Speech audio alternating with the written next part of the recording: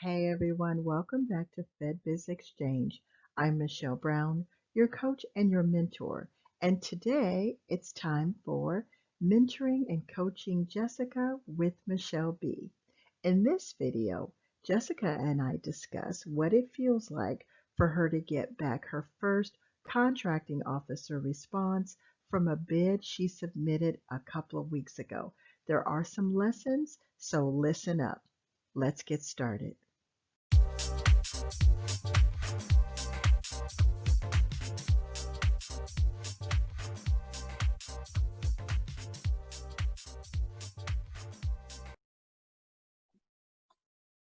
Hi, Jessica. Welcome back. Hello. Welcome to our session today.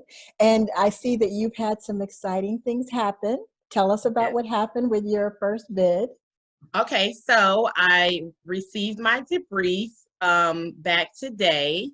I did not win the contract, but I'm still hopeful because I didn't win because of pricing, and that to me was promising because that means that everything else checked out. I was still competitive, towards the other company. I just was off with my pricing, so I can go back and strategize and make sure I get it down pat so that I can win. So I'm really hopeful, actually.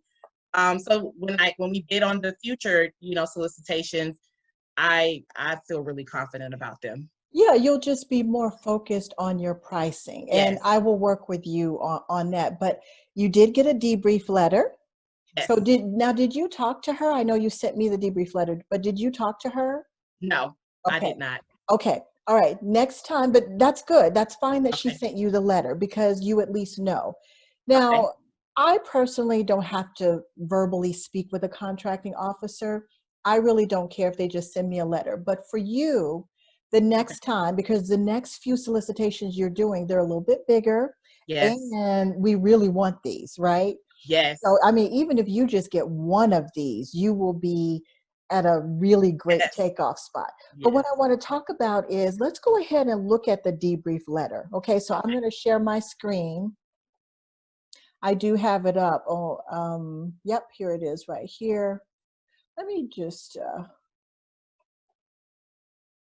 and I'm going to share that. So you and I, okay, can you see it? um, yes, I Okay. can see it. All right, so it's to my left and it should be It's to to my left. okay. All right. So this is the debrief letter that Jessica received. And normally what happens is as soon as you find out that the contract has been awarded, if it's you, most of the time you'll know before everybody else. But if it's not you and they don't send a letter right away, you could actually contact them to ask them for a debrief. But that has to be done within 3 days. That's why it's important to follow. Remember, you said you were following from one of my videos? Yes. That's why it's important to follow the opportunity. So when you get a message that something has changed, you check to see if it's been awarded, right? Mhm. Okay, so in this case, she just wanted you to know. She's thanking you for your response. This is, for those of you that may not remember, Jessica actually bid on her first contract. What was it, 2 weeks ago? Yes. Yeah, it It seems like longer, it was doesn't it?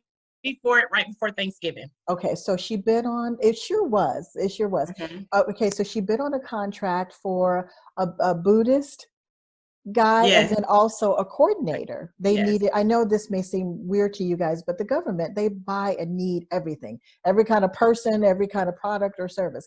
But in this case, so it was only two people, two personnel that Jessica was trying to hire and give them to the government for this contract. Well, she lost. And this is actually a good thing. She and I text about this a little bit. It's actually a good thing because what it does is it still makes you feel good, right? That you submitted it. Mhm, And it, even though she lost, she still knows why she lost. mhm. She knows that she did everything else right, correct? Everything Right. else was great, you know. So let's go through this letter really quick. So they're thanking you for submitting your response. They always do that. Not every agency follows up though. So keep Okay. that in mind. That's why you have to track them. But secondly, it says Sanford Federal Inc. It tells her who her competitor was It and was that you they, wanna know, it was only one this was the only other, um, firm that was following in it outside of me.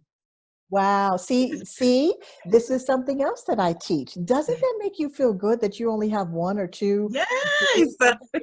that lets you know, wow, this is actually winnable, right? Yes. I And that's mean, why I was excited. and that's so important. I'm so glad you brought that up. So it was just you and that other company. Yes. Wow, that's wonderful. That really Mhm. is wonderful. Okay, so they, and number two, they're telling her who actually won the contract. Jessica was a little bit far off. She bid over, look, what it was, at 160 or something like that. Yes.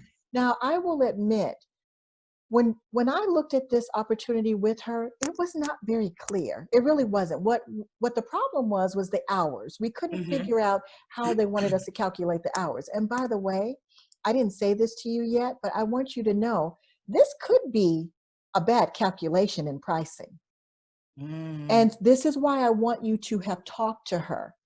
See, Okay. next time, if you lose, I want you to talk to, notice I say if If. you lose, I want you to talk to her or them, him or her. Okay. In this case, the reason you would have talked to them is because you could have asked them about those hours. Now, Okay. sometimes we didn't have enough time because they had already done the Q&A, or did they Yes. even do a Q? Okay, they had already done it. Hmm. So if Jessica had had time to do the Q&A, we could have asked them to clarify more information about those hours. Hmm. The hours that the Buddhist was supposed to work, the hours that the coordinator was supposed to work. It was not very clear. And I'm pretty good at reading these. Even I was a little bit confused. So this person could have underbid themselves. Yeah. And then Okay. they even had a Q&A section, and you could tell that some of the questions that this company asked, they still didn't give clear, answers on Yeah. the hours. See? And so this company could end up, not making as much as they think or in the hole. So Hmm. I'm not so concerned about that your pricing was way over because we really don't know. Were you Right. way over? But Right. the point is that sometimes you will get opportunities that are a little bit confusing. Number three, if you have any further questions, now I could have you just email her and just Okay. ask her. I'm a little bit confused. I think my pricing was a little bit over because of how I calculated the hours, the full-time or the part-time hours. And can you clarify that a little bit more for me? And sometimes we don't know exactly how to ask the questions because the contracting officers can be confused too. Remember, these are just buyers, Hmm. meaning they're important, but they're buying for someone else. They're buying for either somebody in their department or another Hmm. agency. So sometimes they don't know everything. Sometimes they Hmm. need to go back to the source. And like you said, you read some of the Q&A stuff and it still wasn't clear, right? Hmm. So, Right. but this was a really good lesson. And the only thing I would say we should do with this one Okay. is to make sure that we follow up and ask that simple question. Let them know it's Okay. okay for them to, respond to you in writing, but you just want to understand if how you calculated pricing, if that was the problem. I think it was, because we had a lot of questions about this. Okay. So Okay. And now, Michelle, I do have a quick question because I have been following this solicitation for a while, and I mhm, checked it. Okay, I got the letter today. I checked it maybe Tuesday or yesterday. No, it was Tuesday, and they had actually made it inactive. So is that normal for them to yes. make it? Okay, Mhm. okay, After they make an award, it goes into archives and it will become inactive. Unless it's a situation where they want to keep it going for some reason, they'll keep it open and they'll let you know. But most of the time, once it's awarded, it becomes inactive. And let me say this to you. I'm glad you asked that question. That's a good question. You need to keep a copy of that solicitation. Don't okay, lose it because you may not be able to find it again. Sometimes it goes deep into the archives. And I use a lot of solicitations from the past because I might have a question. I might want to mhm, look for a similar solicitation, a similar item or something like that. I might okay, want to remember what pricing did I give this because I'm not feeling good about the pricing I'm thinking about now. You know what I mean? right, So okay, So yeah, that's a very good question, but you can click on archives and try to find it in FBO or wherever you got it from. DIBS does not have archives, and neither does FedConnect. So keep every solicitation that you do so that you can Okay. go back and review them. So it's when it goes into an active, that is an indication that it has been awarded. It has been awarded. Okay, Mhm. gotcha. And the solicitation, even if you're able to get back in there, because you can click on inactive, like you can Mhm. uncheck the active box on FBO, and then it will allow you to see everything that describes the type of solicitation that you're looking for, or Okay. even by the solicitation number. Okay. Okay. Now, one other thing is that you and I could do is, and we'll do this for other future situations, like some of the contracts you have coming up now, some of the bids you have coming up now, we need to go and see. We may not be able to find it, but we need to go and see if we can find some pricing from old awards on some Mhm. of these opportunities. Like for instance, Okay. we can look up Buddhist in USA spending and see if we can get a price for them just hiring a Buddhist. Sometimes they won't tell, they might just say it's 2 FTEs. They might not tell us exactly what it is, but sometimes they will.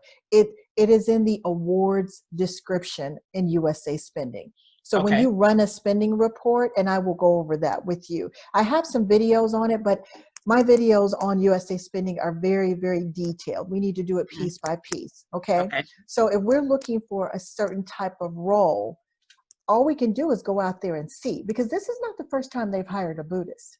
It's Right. not the first time. Sometimes it is the first time they've asked for, a certain type of position, but most of the time it's not. So Okay. because the government usually repeats things and they create new things. They either repeat it or they create something new. So if you see something that says it's a new requirement, it means they've never done it before. Okay. So if they wanted to hire a certain type of, let's say they want to hire a Scientologist, that's like way out there, Mhm. but an expert in Scientology, but you're like, who wants one of those? That might be difficult for you, even you with your experience, to find, but you could find Mhm. one before they could. Mhm. But if they Right. wanted that they would say that this is a new requirement. Okay. We've never done this before, so just to let you know. And then if you're the first to present pricing, you might win. They'll just take the lowest bid. But if it's only you, they'll Mhm. take you. You know what I mean? Right. So that's why Okay. I like this competition thing, because when your competition is minimal, it's like my videos. You had a 90% chance of winning. There was Mhm. only one other person I besides was you. right I there. know you were right. You're right there. So, okay. Any more questions about this? No. Okay. All right. Good job. Okay, Jessica.